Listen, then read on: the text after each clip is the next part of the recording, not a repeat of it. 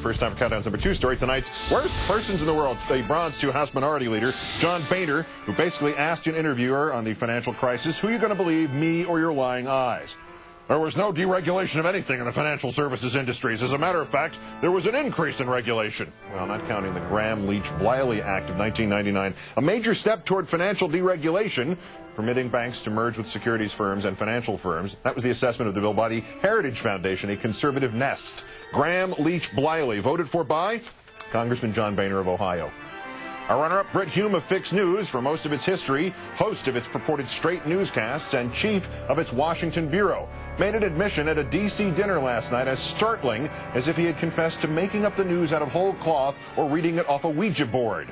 I want to say a word, however, of thanks to Brent Bozell and the team at the Media Research Center and all the contributors for the tremendous amount of material that the Media Research Center provided me for so many years when I was anchoring Special Report.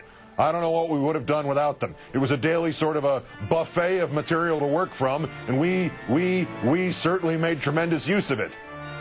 You don't know what you would have done without them, Britt? You might have done the news. But our winner is Twitter.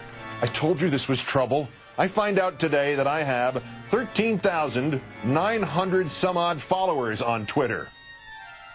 I'm not on Twitter. I tried to sign up for it last summer, then abandoned the project. I found this out when I got a piece of junk email today at my address from some outfit trying to barnacle onto the Twitter process. But though it was my address, it had somebody else's name on it, possibly whoever was perpetuating the fraud. The subject line read, Dan Cooper Media local tweet request. And the email began, "Hi, Dan Cooper Media." Who is Dan Cooper, and why would he be getting spam email about my fake Twitter account? He's one of the 5 architects of Fox News.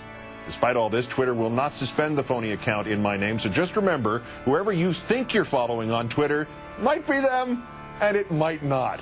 Twitter, tonight's worst persons in the world.